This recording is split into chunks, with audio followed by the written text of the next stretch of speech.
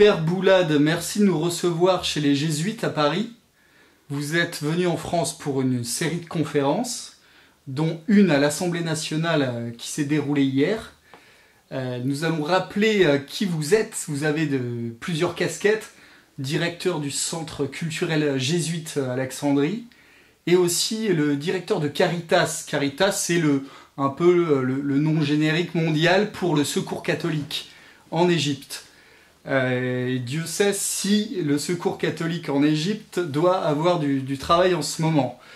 Donc nous sommes en 2015.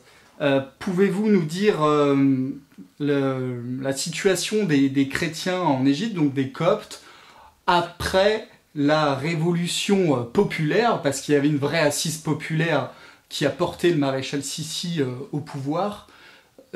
Quel est le moral des chrétiens aujourd'hui en Égypte? Bon,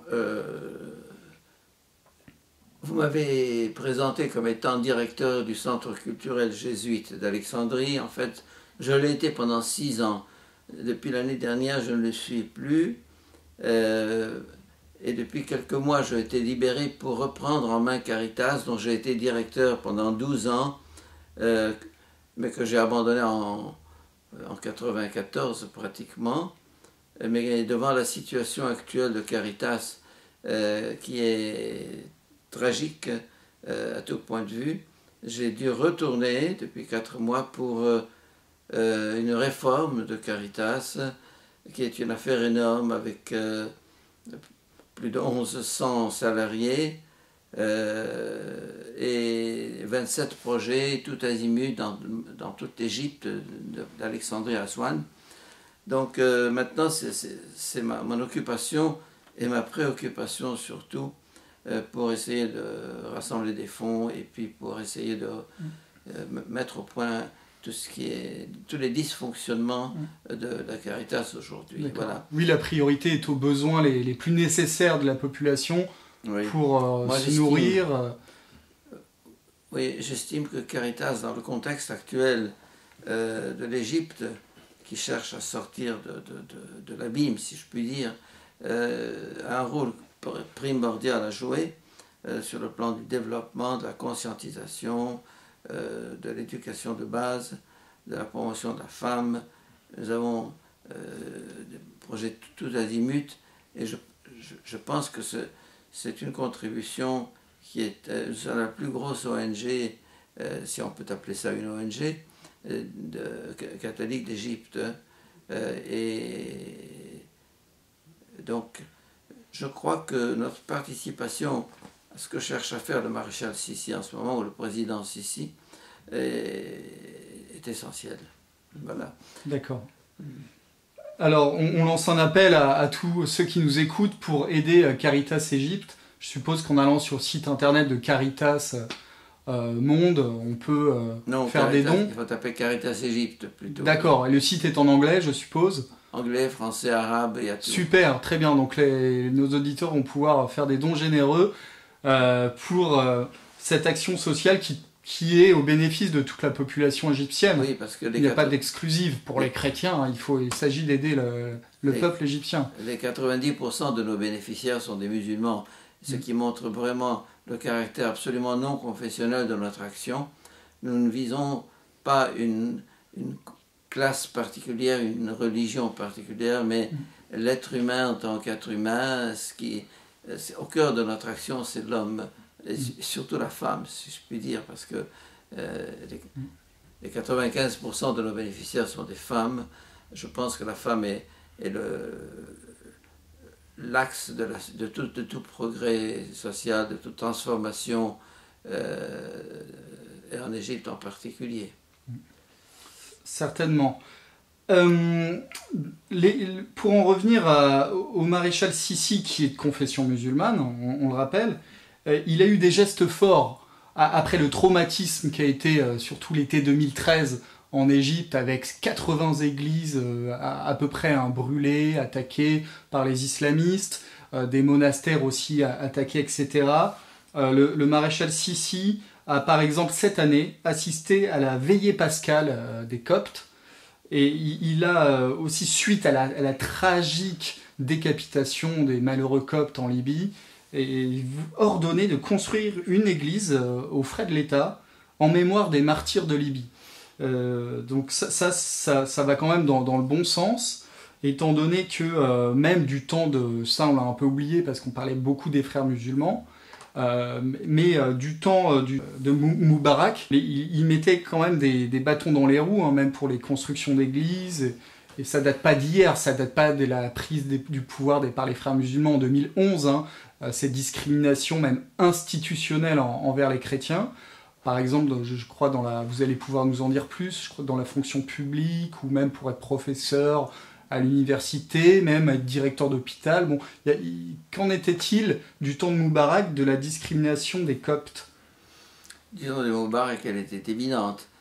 Elle l'est encore aujourd'hui parce qu'une chose que beaucoup ne savent pas et ne comprennent pas, c'est que les frères musulmans qui ont été renversés et qui ont été déclarés hors la loi par un décret, donc en tant que terroristes, groupe terroriste, sont partout en Égypte. Ils ont rasé les barbes, ils ont disparu dans la masse, mais cette masse, il la manipule. Ils sont encore très forts, si bien que lorsque vous parliez de cette église qui va être reconstruite ou qui a été reconstruite pour les martyrs de Libye, ces 23 chrétiens égorgés, n'est-ce pas? Alors, le maréchal Sissi a voulu, dans le village dont ils sont originaires, parce que ces 23 types sont du même village de Haute-Égypte, lorsqu'il a voulu construire l'église, il y a eu une telle levée de boucliers des musulmans de ce village que l'église a finalement été construite à l'extérieur du village, et au lieu d'être complète, on a fait un seul étage, sans coupole, sans clocher, sans cloche, pour obtempérer au désir des frères musulmans. Ils sont partout. Ils ont infiltré la société de telle manière que un changement de régime ne peut pas du jour au lendemain nettoyer la société. Donc, ils sont très forts et Oui, ils ont un accès au peuple via leur réseau voilà. de centres de santé, parce qu'on leur avait délégué le secteur de la santé, c'est surtout aux mains des frères musulmans. Non, c'est pas aux mains des frères. Ils ont un secteur santé, mais c'est surtout les denrées alimentaires qui distribuent, les denrées de base, qui distribuent au peuple gratuitement, et qui est un point très important dans une situation très très difficile. Alors le peuple, quand on lui donne de quoi manger, hein, disons, ils ont acheté le peuple avec leur bien... L'aumône islamique, la zakat, oui, en quelque disons, sorte. non, c'est plus que ça, c'est beaucoup plus que ça, parce qu'ils sont riches à milliards, à part la zakat qui passe par les mosquées, hein, ils ont leurs propres fonds. C'est pas du tout la zakat qui les aide à soutenir. Oui, il y a des chefs d'entreprise richissimes comme Kerat al-Shaiter, membre du bureau de la guidance en Égypte, oui. ils ont des fortunes colossales. À part ça, je pense sur le plan international, c'est une puissance financière. Je n'ai pas évidemment des détails là-dessus, mais ils ont accès d'ailleurs aux richesses du Golfe à travers des pays qui partagent leur même idéologie. Donc, si vous voulez, de même qu'ils achètent le peuple égyptien avec leur générosité, ils achètent aussi les politiciens d'Europe et d'Amérique, enfin d'Occident, de la même manière, si vous voulez. Ah oui, on s'en rend compte en France, oui. Avec les voyages répétés des députés, même de ministres, sous l'ère Sarkozy, au Qatar, à des forums de la démocratie inexistantes, ces parodies de forums. Ce n'est que la pointe de l'iceberg. Bien sûr. Ça va beaucoup plus loin. Et concernant les chefs d'accusation sévères de la justice égyptienne à l'encontre des responsables des frères musulmans, On a vu le dénouement, c'est la semaine dernière, il y a 2 semaines, sur les condamnations même à mort, ou des condamnations à la prison à vie pour des membres des frères musulmans. Pensez-vous que ces chefs d'accusation qui pesaient sur eux étaient justifiés? Absolument. Absolument. Quand on a massacré des centaines de personnes, hein, je ne vois pas pourquoi on condamnerait à mort quelqu'un qui a commis un assassinat, hein, et que celui qui en a commis 100 ou 1000 serait simplement exempté parce qu'il a été chef d'État ou guide suprême.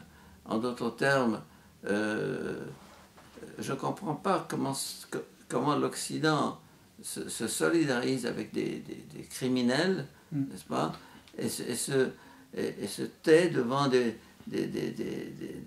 horreurs qui se passent en Syrie ou ailleurs. Pour rappeler quelques-unes de leurs exactions, par exemple, lorsqu'il y a eu des grandes manifestations devant le siège des frères musulmans, leur sorte de garde un peu prétorienne avait réprimé les manifestants durement, je crois. Oui. Oui. Écoutez, c'était quand? C'était, je crois, quelle date exacte? C'était octobre 2013. Le 14. Oui, c'est ça. Devant la... Oui, en octobre 2013. Je crois que c'était le 14 octobre 2013. J'étais dans la chapelle Sainte-Thérèse. J'étais dans mon bureau au Caire. Ouais. Et on avait décrété le couvre-feu à partir de 7h du soir. Bon. Il était 9h, 9h30 déjà. Et j'entends des coups de feu.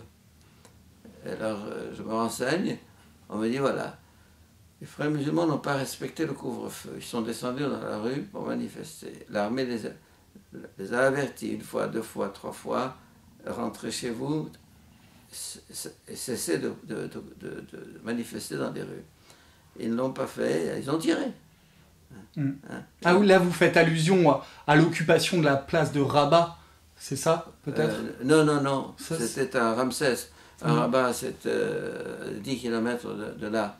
Mais c'était dans les mêmes jours, les mêmes journées là, où ça s'est passé à Rabat, à la Dawiya, ça s'est passé aussi à Ramsès, la place Ramsès, près de la mosquée Al-Fatih, la grande mosquée qui est à la place de la gare. Bon.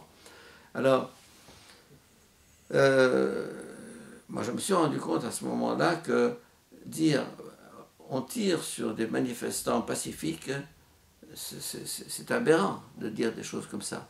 Et toute la presse occidentale, tous les médias occidentaux, n'est-ce pas, sont manipulés ou bien unilatéraux pour dénoncer l'armée égyptienne, le régime, et défendre bec et ongles les frères musulmans, l'Amérique, l'Europe, etc. Jusqu'à présent, le même discours. Hein, Oui, on a tué en France dans les médias que le maréchal Sissi avait une assise populaire, qui a eu des millions de personnes qui sont descendues dans la rue.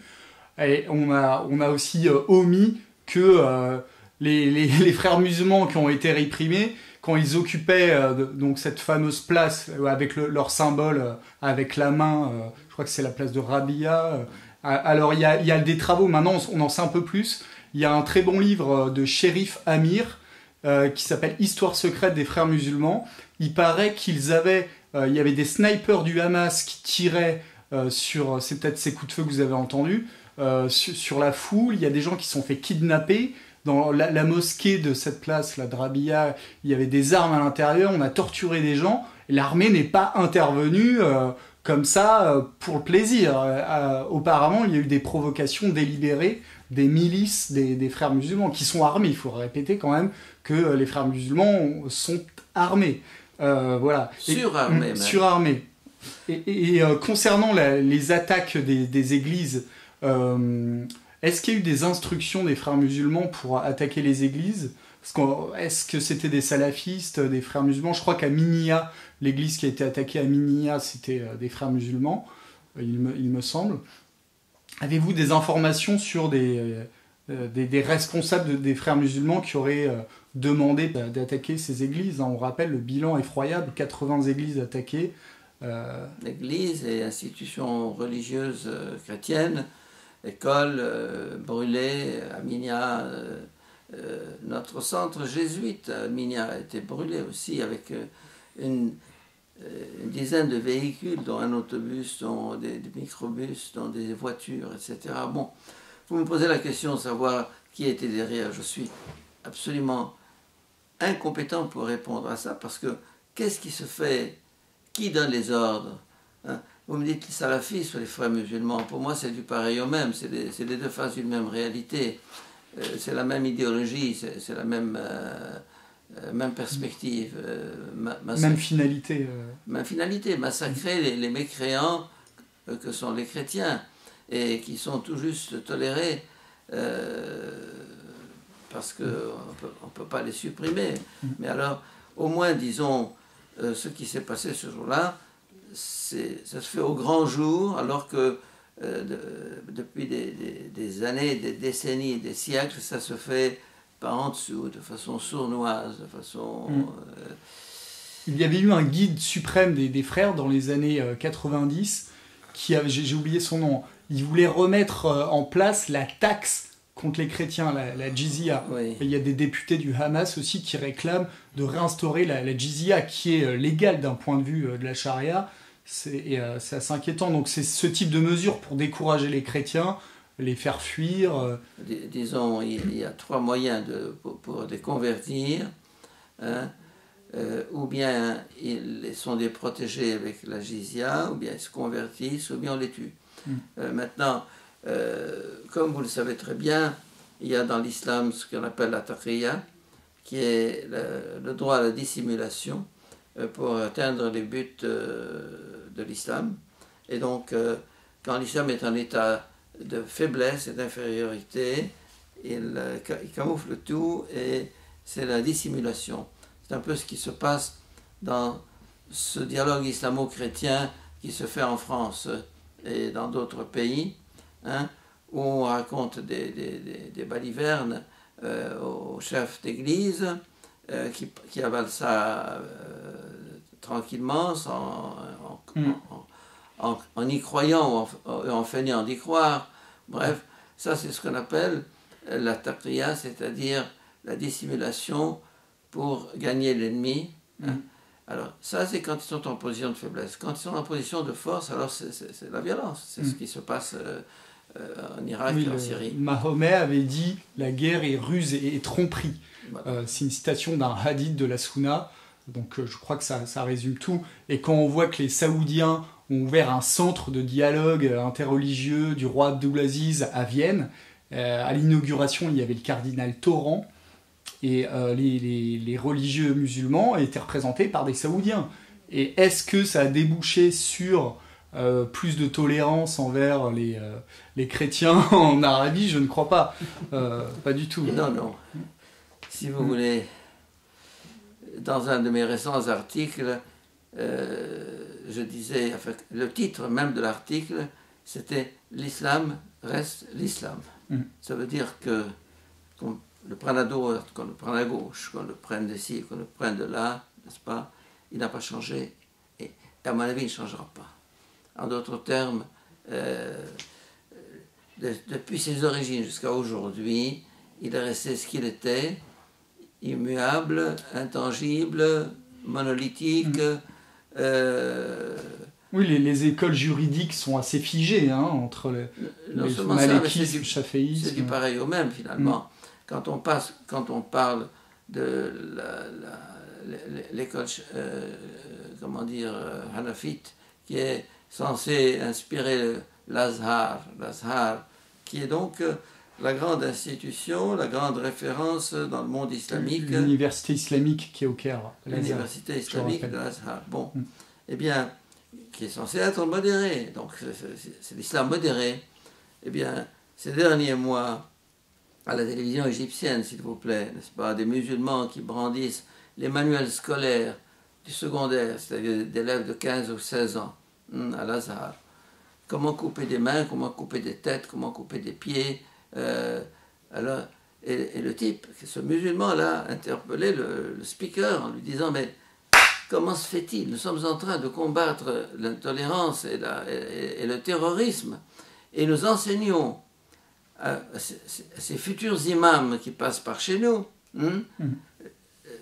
exactement le contraire, mais c'est inconséquent. En d'autres termes, si vous voulez, les régimes précédents ont laissé faire, hein, et laissé développer tout cet islam radical, hein, qui est celui des mosquées, qui est celui des écoles, qui est celui des manuels scolaires, qui est celui qui s'est déchaîné en Syrie, en Irak, mais en Égypte, il existe, mais pas de façon aussi violente, de façon aussi évidente. Et les Coptes qui ont vécu ça depuis des siècles savent de quoi il s'agit. Disons, tant qu'on n'a pas vécu l'islam de l'intérieur, on ne comprend rien. Et nos spécialistes de l'islam, en France ou en Occident, 10 spécialistes, oui. Les 10 spécialistes, exactement, qui ont étudié dans les universités, qui ont lu des bouquins sur l'islam, qui sont beaucoup plus compétents que moi pour parler de l'islam, n'est-ce pas, dans son histoire, dans ses textes, etc., parce qu'ils ont étudié ça. Moi, je l'ai étudié, j'ai lu le Coran de la première à la dernière page en arabe, avec annotation, j'ai lu des quantités de livres, mais je ne peux pas me prétendre un islamologue. Mais j'ai la sensibilité d'un chrétien d'Orient qui a vécu l'islam dans sa chair. Je suis un rescapé d'un massacre qui a fait 10 000 morts, pas moi-même, mais mon grand-père a échappé à Damas, parce que je suis d'origine de Damas, hein, en 1860, en juillet, du 10 au 19 juillet 1860, 10 000 chrétiens ont été massacrés à Damas. Alors, parler confortablement dans un fauteuil de l'islam avec des ulémas autour d'une tasse de thé et d'un plat de petits fours, c'est très gentil, en se passant la main dans le dos, en disant nous avons toujours été copains, mes amis, il n'y a aucun problème, on se comprend, ce dialogue. Même Dieu, nous sommes les enfants d'Abraham, c'est très à la mode. Même Dieu, etc. Moi, ça me hérisse, ça. Et quand j'essaye de tenir un autre discours, d'éclairer un peu la lanterne de ces messieurs, je suis anathématisé, ostracisé, bâillonné. Je suis interdit de parole en France par les autorités religieuses. Ah bon? Oui. Alors... C'est-à-dire, par exemple, qui vous a dit de vous taire en France chez un évêque, peut-être? Sans citer l'évêque ou... Sans citer l'évêque, mon supérieur jésuite m'a dit cesse de parler de l'islam en France. Et mes supérieurs jésuites, les provinciales du Canada français, du Canada anglais, m'ont dit la même chose. Par conséquent, il y a une espèce de chape de plomb. Chape de plomb contre Henri Boulade en particulier. Et ce qui m'effraie, c'est que l'Église dans son ensemble est prise dans ce qu'on appelle la gauche libérale, hein, qui fait le blackout complet sur le véritable islam, en disant ça c'est pas le véritable islam. Le pape lui-même est tombé dans le piège. Oui, dans Evangelii Gaudium, son exhortation apostolique, il dit que le véritable islam est pacifique et qu'une lecture adéquate du Coran appelle à la paix et à la tolérance. Voilà. Bon, alors que le texte général d'Evangelii Gaudium est quand même un très bon texte, mais à la fin, on lit ça et on est très déçu quand même. On est très déçu pour ceux qui savent ce qu'est l'islam. Le pauvre pape, il ne sait pas du tout ce qu'est l'islam. Hein, et il s'est fourvoyé là-dedans à travers cette déclaration. Ça montre qu'il est à côté de la plaque. Hein.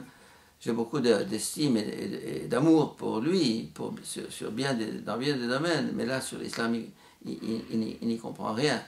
Heureusement, et ça c'est la première fois dans l'histoire du Vatican, il a parmi ses 4 conseillers supérieurs un copte catholique d'Égypte, le père Johannes Lahzi Gayed, que je connais, qui qui a sauté au plafond, qui a corrigé un peu les propos du pape, qui a mis les choses au point, et mon cousin, le père Samir Khalil, qui est une compétence, une référence pour tout ce qui est dialogue. On l'entend souvent en France, d'ailleurs. Vous entendez souvent en France.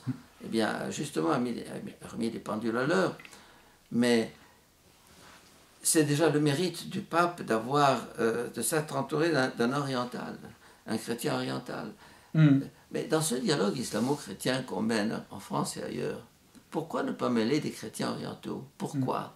Pourquoi c'est toujours des académiciens, des professeurs d'université, des islamologues, mais pourquoi pas des chrétiens orientaux? D'ailleurs, pas tous les islamologues. Il y a des vrais islamologues de l'université française qui sont ostracisés par les médias et même par l'Église. Je pense à Marie-Thérèse Urvois, Rémi Brague, on commence à l'entendre un peu plus là, mais ça a été long quand même. Ce professeur de philosophie spécialisé en pensée arabe médiévale.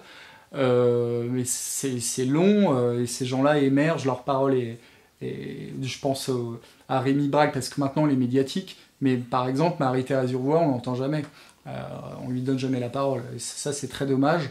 Et donc là, dans la doxa universitaire en France, ce qu'on entend sur tous les plateaux télé, c'est de dire que les frères musulmans est un mouvement islamiste, certes, mais que l'islamisme et l'islam, ce n'est pas pareil. L'islamisme est une idéologie politique, alors que l'islam est une religion purement spirituelle. Que pensez-vous de cette grille d'analyse, d'ériger un mur entre islam et islamisme? Il faut remonter aux origines. L'islam a commencé à la Mecque. Pendant 13 ans, c'est un message spirituel, pacifique, conciliant, tolérant, ouvert aux chrétiens et aux juifs. Aimez-les, ce sont nos plus grands amis, etc. Pas de contraintes en religion. Bref, des versets mystiques et ouverts et tolérants. Quand il s'est vu rejeté par ses concitoyens de la Mecque, il s'est tourné vers Yatrib et il en a fait la ville de Médine. Et là, il est passé de chef spirituel à chef d'État et chef de guerre. Et alors, les versets de cette période médinoise qui représente les 3/4 du Coran sont absolument à l'encontre et à l'opposé de ce qu'il avait dit auparavant. Alors, l'islam, à partir de ce moment-là, est devenu un système politique total, totalisant, totalitaire, hégémonique, prônant la violence et la conquête. C'est cet islam-là qui a prévalu. Et l'autre aurait pu prévaloir aussi. C'est pas l'islam mystique, l'islam de la période mécoise. Mais vers le Xe siècle, les ulémas se sont rendus compte des contradictions du Coran, de ce parallèle entre texte et texte, et ils ont finalement privilégié les versets médinois ou mécois dans la fameuse théorie de l'abrogeant et de l'abrogé. Et donc, les versets médinois abrogent les mécois, et donc l'islam, depuis 10 siècles, a opté pour cet islam violent. Et si bien que quand on dit l'islamisme, c'est pas l'islam, j'ai un article qui est une conférence que j'avais faite en 96, intitulée Islamisme et Islam, et la conclusion c'est que l'islamisme c'est l'islam à découvert, c'est tout. Et preuve en main, c'est pas une provocation ou une... Oui, c'est notre analyse à l'Observatoire de l'islamisation également. Nous avons une grosse documentation à découvert, c'est sans phare, sans... C'est tout. Maintenant, dire ça, c'est se faire traiter d'islamophobe. Alors que, il y a, je pense à Souad Benchek, qui était l'ancien moufti de Marseille, qui est le frère de Khaled Benchek. Il a dit récemment là, dans Marianne que l'État islamique, en fait, ils appliquaient simplement ce qu'on enseignait en théologie, bon, si je puis dire, parce que parler de théologie, le juridisme enseigné dans toutes les universités islamiques du monde. On peut trouver de quoi justifier ce que fait l'État islamique. Et il n'est pas le seul à le dire d'ailleurs, mais toutes les voix qui peuvent exprimer cette vérité à l'étranger, même en Égypte, il y a des journalistes qui l'ont dit. Nombreux. Nombreux, on l'a lu dans les journaux américains, dans le New York Times, et en France, il est hors de question de dire que l'État islamique est orthodoxe du point de vue de la charia. Parce que les esclaves, là on parle beaucoup des esclaves sexuels, etc. Mais dans le butin de guerre dont parle le Coran, il y a aussi les esclaves. Vous sont permises les femmes et aussi vos esclaves. C'est marqué dans le Coran. Vous pouvez prendre pour femmes vos esclaves. Voilà, donc à partir de là, il y a un sérieux problème. Pas seulement pour femmes, mais oui, c'est-à-dire que... Je parlais au niveau sexuel, mais les esclaves, oui, c'est les non-musulmans. Il y a même un texte, l'expression arabe, Mayam Lokum, ça veut dire ce que vous avez en main, le butin de guerre et les femmes et les hommes, c'est au même niveau, n'est-ce pas? C'est ce qui vous appartient. Vous l'avez conquis, c'est votre propriété. Alors, cet aspect de l'islam avait été occulté pendant des siècles, pendant des années, et tout à coup, voilà qu'il éclate avec Daesh, n'est-ce pas? Et les gens sont tous surpris en se disant... Et puis, ce qui me fait sourire, ou ce qui me fait pleurer, c'est chaque fois on dit les talibans, c'est pas l'islam, Al-Qaïda, c'est pas l'islam, les frères musulmans, c'est pas l'islam, Daesh, c'est pas l'islam, Nusra, c'est pas l'islam. Alors, c'est quoi l'islam, messieurs? Lorsque eux-mêmes disent c'est ça l'islam. Alors pourquoi vous qui êtes en dehors du coup, et qui comprenez rien à l'islam, excusez-moi d'être aussi clair, vous allez dire, mais non, c'est pas l'islam. Alors que maintenant, on a quand même un état des lieux qui a été révélé par les élections qui ont eu lieu au Maroc. Les islamistes sont arrivés en premier. Les frères musulmans ont gagné les premières élections en Tunisie. Erdogan en Turquie a été réélu 2 fois à la majorité. Et il a accueilli le Hamas. Il a des liens il avait tissé il a des liens avec le Hamas. Le chef du Hamas est venu le voir. Et les frères musulmans, il a soutenu. Quand Mohamed Morsi a été viré, eh bien, Erdogan l'a soutenu et il le soutient toujours. Donc voilà, maintenant on sait quand même que sociologiquement, dans les peuples arabo-musulmans, que ce soit en Turquie, en Tunisie, au Maroc, en 91 en Algérie, quand ils ont fait un vote, c'était quand même le Front islamique du salut qui avait gagné, etc. Mais on nous dit toujours que le véritable islam, ce n'est pas eux. C'est quand même contradictoire. Toutes les fois que l'islam s'est trouvé à la croisée des chemins entre l'islam ouvert, tolérant, éclairé et modéré, et l'autre islam, c'est le second qui a prévalu. C'est clair. En France, les médias aiment bien mettre en lumière le soufisme. Et les musulmans médiatiques qu'on entend en France, il y a un rappeur de Strasbourg qui s'est converti à l'islam, qui s'appelle Abdel Malik, qui écrit des livres pour nous dire que l'islam c'est magnifique, c'est une religion de paix, etc. Il est soufi. Et que pèse le soufisme? Par exemple, en Égypte, les soufis ont-ils des mosquées? Énormément de mosquées soufis. Oui. Et c'est pas nécessairement des mosquées soufis. C'est dans chaque mosquée, il y a des groupes de soufis qui se réunissent et qui font leurs pratiques, leurs danses, leurs incantations, avec leur chef spirituel, si vous voulez. Et le soufisme est théoriquement hors la loi, interdit en islam, mais toléré parce que c'est un vecteur d'expansion de l'islam. Ça a été un vecteur dans le monde entier, en Afrique, notamment en Asie, jusqu'à l'Indonésie. Donc, on le tolère, disons... Il a une meilleure image en Europe. Alors, en Europe, n'est-ce pas, on croit que le soufisme, c'est l'islam, et que les soufis qui parlent au nom de l'islam, c'est ça l'islam. Or, les soufis ont toujours été persécutés par l'islam, sporadiquement, c'est pas continuel. 50 mausolées soufis ont été brûlés il y a 2 ans ou 3 ans en Afrique centrale, je ne sais plus, du côté de Tombouctou, je ne sais plus où. Oui, oui. À Tombouctou, tout à fait, au Mali. Au nord Mali, oui.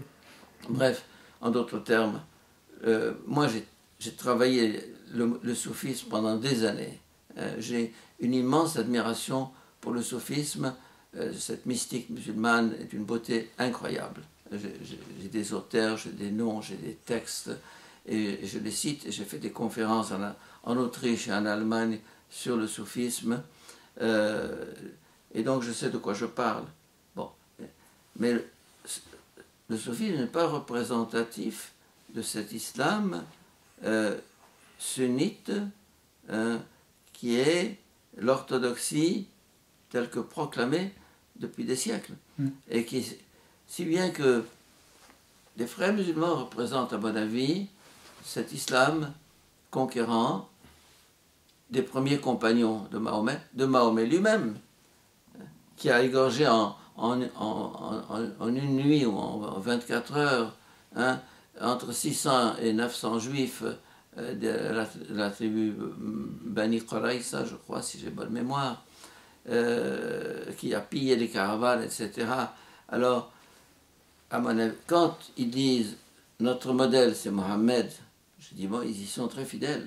C'est la biographie officielle de Mahomet, la Sira, et ne cache pas du tout les exactions de Mahomet. Par exemple, à la prise de Khaybar, cette ville, il attaque cette ville, il tue à peu près tout le monde, et il y a la femme du chef du village de Khaybar qu'il prend pour femme, après avoir tué son mari.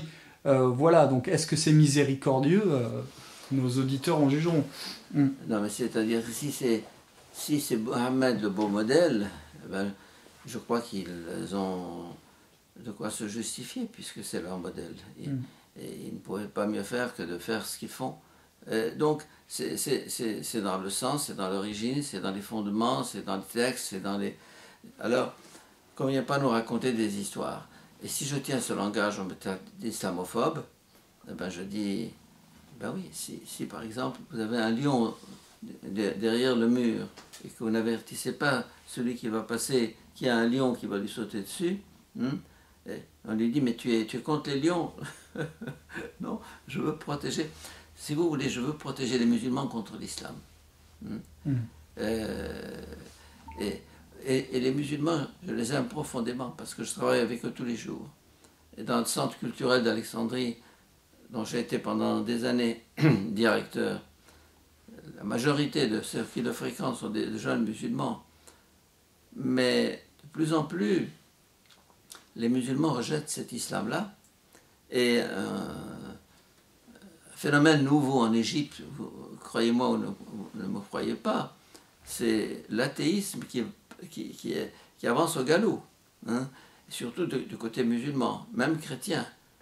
Un rejet de la religion et un rejet de l'islam par des musulmans qui disent ça, c'est pas possible. Et des conversions au christianisme, c'est difficile. Elles existent, paraît-il, assez nombreuses, et de plus en plus nombreuses, mais dans la plus grande clandestinité, parce que, pour les raisons que vous connaissez, ils peuvent se faire tuer. Mais, ou jeter en prison, etc. Oui, la charia, pour rappeler à ceux qui nous écoutent, ordonne de tuer l'apostat. Oui, sinon on le torture en prison. Un ami à moi qui connaît des prisons, qui m'a dit, dans chaque prison, il y a une section marquée « converti ». Donc, aujourd'hui encore ? Aujourd'hui, oui, converti. Donc, si vous voulez, ils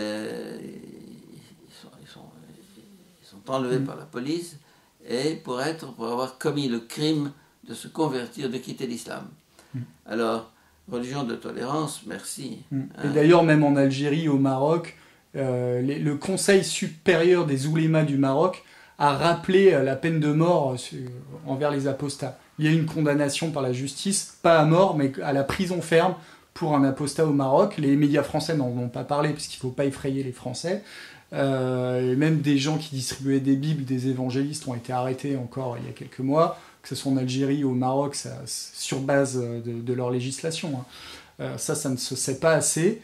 C'est vraiment inquiétant. Est-ce que vous connaissez, parce qu'il est venu en France donner une conférence, un ancien professeur d'islam de l'université de Minya, de la faculté islamique de Minya en Égypte? Il s'appelle Raouma, et il s'est converti au christianisme.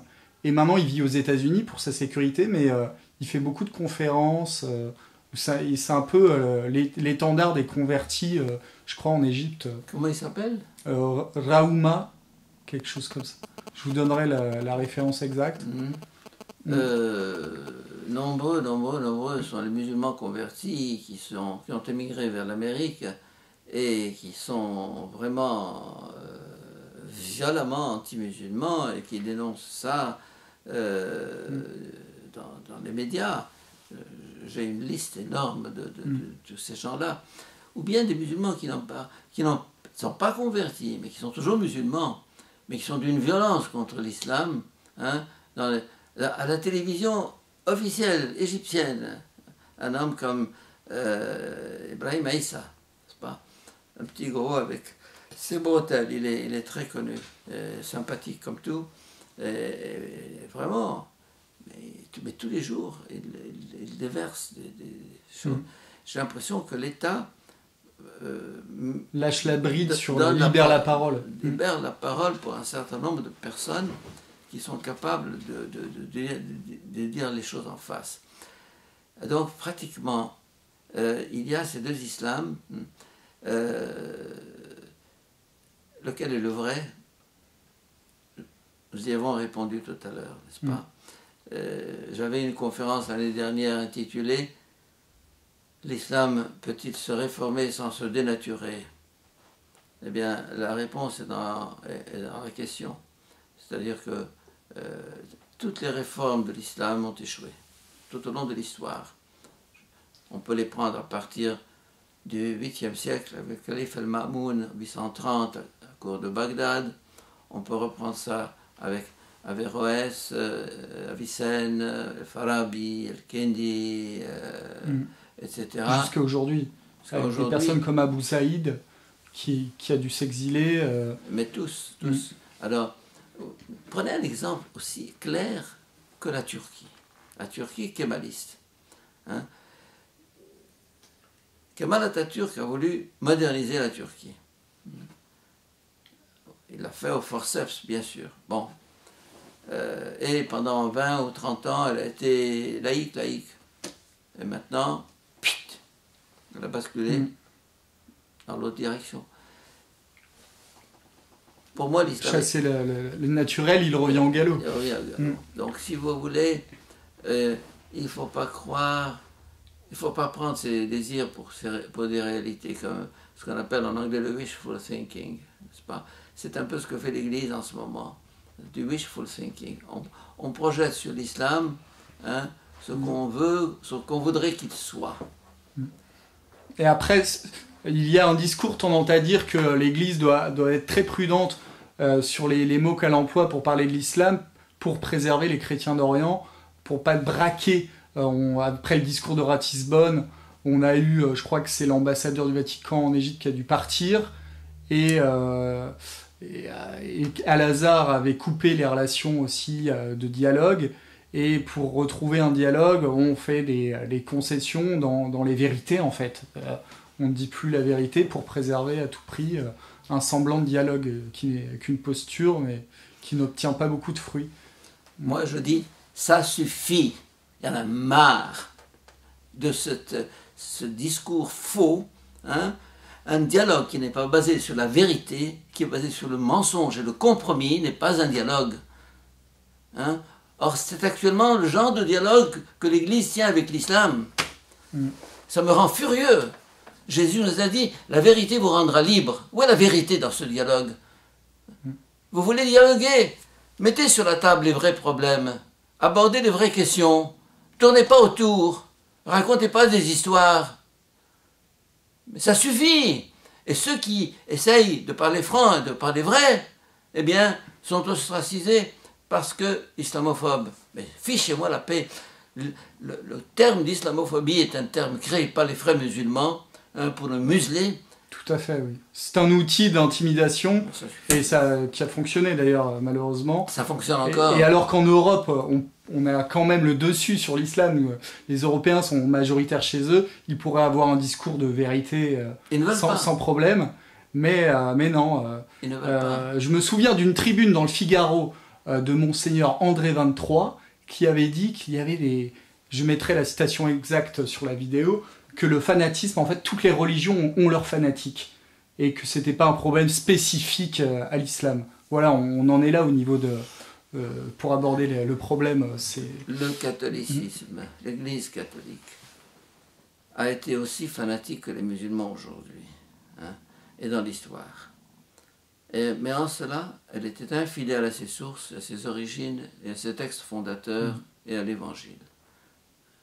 Et en cela, elle est plus coupable que l'islam. Parce que l'islam, lorsqu'il fait ce qu'il fait, est tout à fait conséquent avec lui-même.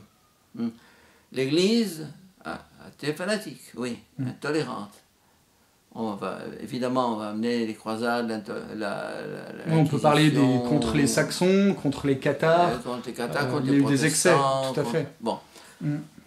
L'Église, en cela, est plus coupable que l'islam, parce que, en cela, elle était totalement infidèle à l'Évangile et à ses textes fondateurs. Je ne veux pas dédouaner l'Église de ce qu'elle a fait.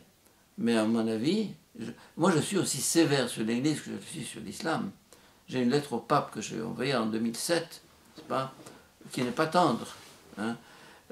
Donc, on me dira, tu es anti-musulman, mais je dis, je suis antifasciste. N'est-ce pas ?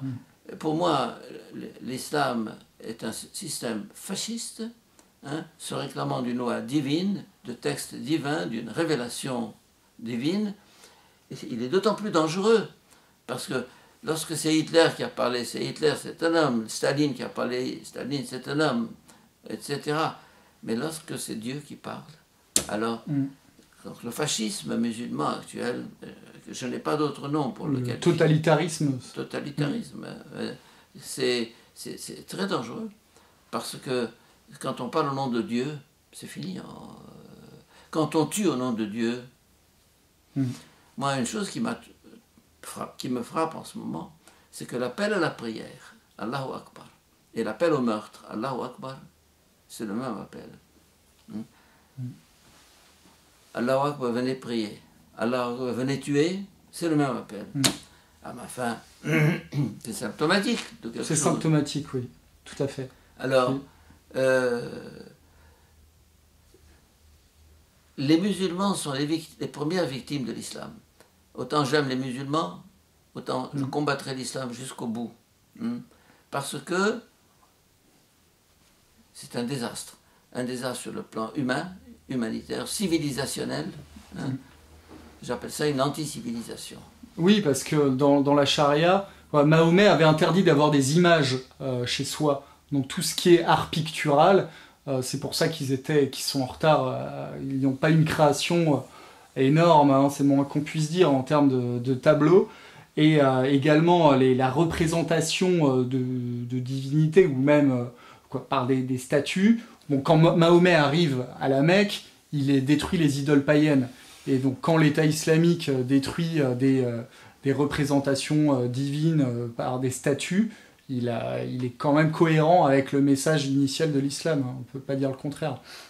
Pour moi, l'islam rejette la beauté. On cache la femme. La beauté effraie l'islam. L'art effraie l'islam. Même la musique. Il y a un livre de Ibn Taymiyyah qui interdit la musique, que j'ai trouvé à l'Institut du monde arabe. Alors, tout ce qui est beau, tout ce qui est art, hein, est caché, est interdit, haram, voilé. Hein. Alors, le problème du voile actuellement en islam, hein, il faudrait anthropologiquement l'étudier en profondeur. Pourquoi avez-vous peur de la beauté? Parce que en islam, c'est ou la relation charnelle sexuelle, dans ce cas-là de plus brutal et de plus animal. Jusqu'au paradis, d'ailleurs. Leur paradis est éminemment matérialiste. Oui. Ou bien l'abstention totale, on fait semblant de ne pas voir les femmes. Mais non, vous foutez de qui? hein. Je sais ce qui se passe en dessous, hein, dans ces sociétés soi-disant puritaines ou puristes ou tout ce que vous voulez, n'est-ce pas? Mais ce qui ne se fait pas au grand jour, comme dans les rues d'Amsterdam ou de Paris ou des capitales européennes, se fait en dessous bien pire, mais la façade est sauvée. Je suis dur, mais je suis clair. Bon, pour terminer sur une note optimiste, on peut dire quand même aux musulmans, à nos frères musulmans, je parle pas de l'organisation évidemment, de lire les évangiles. C'est écrit dans le Coran quand même, lisez les évangiles, mais on les aurait falsifiés selon eux. Non, mais la lecture de l'évangile est interdite en islam. Hein. On n'a pas le droit de lire l'évangile. Hein. Et donc, mais on parle le Coran parle de lire l'évangile. C'est un autre Jésus, c'est un autre évangile. C'est un évangile. Quand il parle de nos évangiles falsifiés, je dis que cet évangile du Coran est falsifié. En d'autres termes, un musulman qui lit l'évangile est ébloui. J'en ai connu, j'en ai rencontré. Il me dit, il m'a suffi de lire l'évangile pour découvrir le christianisme et que j'ai été floué pendant des années. N'est-ce pas? C'est pour ça que la lecture directe du texte de l'évangile est interdite. Maintenant, ce que je voudrais dire aussi, c'est que je ne sais pas si vous avez entendu parler de Hamed Abdel Samad. Hamed Abdel Samad est un universitaire égyptien qui enseigne dans une université allemande depuis un certain nombre d'années, qui a rédigé un livre il y a 5 ans sur l'effondrement de l'islam. Je ne sais pas quel est le titre en allemand. L'effondrement de l'islam. Il prévoit dans les 20 prochaines années que l'islam va s'effondrer par implosion, un peu comme le communisme. Et on est en train de voir un petit peu ça. Donc, pour celui qui peut lire l'actualité, l'islam est en pleine contradiction avec lui-même, en plein conflit avec lui-même, et il y a une espèce d'implosion dont le phénomène de l'athéisme en Égypte n'est que le signe avant-coureur. Donc, autant l'islam est en expansion, autant il est fragile. Et dans un de mes articles, je dis ceci: cette expansion, cette invasion, cet esprit de conquête de l'islam actuel serait les derniers soubresauts d'un moribond. Eh bien, on va voir ces prochaines années. Les plus jeunes qui nous écoutent diront si vous prophétisez ou avez une vision optimiste ou non de l'avenir. Dieu seul sait, on verra, mais c'est vrai qu'actuellement, avec les moyens de communication modernes, par exemple, un musulman aujourd'hui, il peut lire les évangiles en faisant 3 clics sur Internet. Donc il peut s'informer, quelqu'un curieux d'esprit, il peut faire ça en plus dans son coin, de manière cachée, discrètement. Il peut mener une réflexion autonome. Et par là, il peut être amené à se poser des questions. Donc, et ça coûte rien. Après, il en pense ce qu'il veut, mais qu'il puisse au moins lire les évangiles de Jésus. Si c'est un prophète pour eux, qu'ils lisent les Nouveaux Testaments, ça pourrait déclencher des choses chez eux. D'où la croissance exponentielle des conversions de musulmans au christianisme actuellement. Et ça, on ne le dit pas en France et ailleurs, enfin, en Occident et en Égypte. En Kabylie, par réaction un peu d'opposition face au pouvoir central arabe, il y a beaucoup de Kabyles qui se font évangéliser. D'ailleurs, c'est plutôt des évangélistes protestants qui gagnent du terrain. Ça, c'est médiatisé en France. Ce qui se passe en Égypte, on en sait beaucoup moins. C'est caché tout ça par définition. Et même en France, on ne le sait pas trop parce que on ne proclame pas trop ces cas-là pour les protéger, disons. Quand on pense comme un homme comme Redeker est protégé par la police depuis 7 ou 8 ans ici en France, en pleine France, républicaine, laïque, c'est une honte. Donc on va demander aux Français de se réveiller pour conclure. Et S'il n'est aux pas hommes trop d'église tard, de se réveiller également. Ça tard. commence à bouger quand même. Il y a des évêques qui ont des paroles de vérité. Il y a des divergences entre la vision du dialogue islamo-chrétien. Bon, il faut plutôt parler de dialogue entre musulmans et chrétiens, parce que faire dialoguer des idées et des religions, c'est difficile. Quand on commence par un dialogue christiano-chrétien, n'est-ce pas, que l'Église d'Occident latine dialogue avec l'Église d'Orient, c'est la première chose à faire. Écoute son point de vue, écoutez ce que disent les prêtres ou les évêques orientaux qui viennent de là-bas. On a eu droit à des belles conférences de patriarches d'Antioche. Est-ce que l'Église catholique latine prend la mesure de ces discours, de ces déclarations? Oui, on les écoute gentiment, mais c'est du folklore pour eux. Hein? Enfin, je suis un peu sévère, mais la situation est tellement grave qu'on ne peut pas davantage occulter la vérité. C'est trop sérieux. Pour moi, ce n'est pas simplement un conflit islam-christianisme, c'est un conflit islam-occident, c'est un conflit entre, disons, la barbarie et la civilisation, pour dire les choses. Et je disais encore dans ma conférence, je crois, à l'Assemblée nationale, je pense que la civilisation occidentale est terminée, elle va émigrer vers la Chine et le Japon. En d'autres termes, l'Europe que nous avons connue, il y a plusieurs scénarios. Il y a le scénario de l'implosion de l'islam dont je viens de parler. Mais un autre scénario, c'est l'Eurabia, comme on l'appelle aujourd'hui. Qui est le nom d'une revue officielle. Oui, je la connais. C'était une revue publiée par des europarlementaires. Et les médias en France, comme Le Monde, etc., ont dit que c'est une théorie conspirationniste de l'extrême droite, blablabla. Mais c'est une revue que moi j'ai vue personnellement à l'Institut du monde arabe. Et qui correspond à un plan aussi de dialogue euro-arabe dans les institutions européennes. Il vient de paraître, Eurabia. Oui, de Batior. Ce matin en main. Et donc, pour moi, bien, premier scénario, fondement de l'islam, implosion de l'islam, ou bien deuxième scénario, c'est l'Extrême-Orient, Chine, Japon, qui va reprendre le flambeau, et parce qu'ils sont beaucoup plus lucides que nous, que les Européens, je veux dire. Alors, c'est...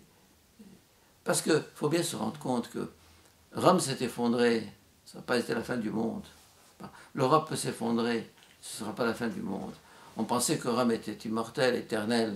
Bon, la chute de Rome, au VIe siècle, a été considérée comme la fin du monde. On se disait Rome ne peut pas tomber. Et bien maintenant, on se dit l'Europe ne peut pas tomber. Oui, c'est René Grousset, dans son livre Le bilan de l'histoire, disait que notre civilisation est incapable aujourd'hui de construire un temple ou un tombeau. Elle devra retrouver ses valeurs fondamentales, ou alors elle disparaîtra. Ces valeurs ont été bradées. Elles le sont actuellement. Les principes, les valeurs, l'identité même européenne, où est-elle maintenant? Qu'est-ce que c'est qu'être européen? On a renié... Oui, surtout en France. C'est juste la définition républicaine, c'est-à-dire abstraite, de système de valeurs, comme de valeurs dans le sens le pacte républicain, qui sont très universalistes. Donc par définition, la spécificité française ne ressort pas de cette définition. Parce que c'est la liberté, l'égalité, la fraternité, ce sont des valeurs universelles. Mais pour définir ce qu'est un Français, les éditorialistes, les polémistes, les intellectuels entre guillemets en France se refusent à définir précisément ce qu'est un Européen. Et selon moi, c'est ça le manque de courage, la lâcheté. Et du coup, maintenant...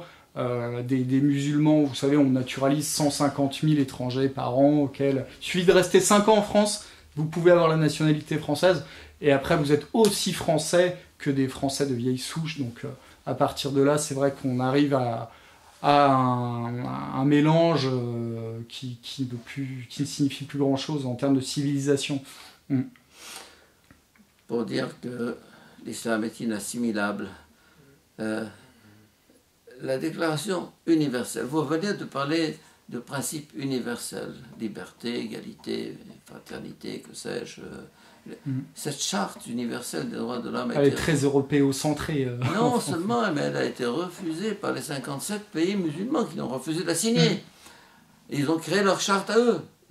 Hein, tout à fait. Qui est inégalitaire. L'organisation de la conférence islamique, qui réunit 57 pays musulmans, a sa propre charte des droits de l'homme qui est conforme à la charia, qui ne doit pas être en contradiction avec la charia. Et qui est en contradiction avec la charte universelle. Bien sûr. Voilà. Donc on va laisser nos auditeurs méditer là-dessus. On vous remercie beaucoup de nous avoir accueillis dans ce bel endroit chez les Jésuites à Paris. Une parole différente d'autres religieux, mais une parole sincère, vraie. Nos auditeurs l'auront entendu, d'un chrétien d'Orient de vieille souche, et à l'esprit toujours aussi vif. On vous remercie beaucoup, Père Boulad, de nous avoir accueillis. Merci, Joachim.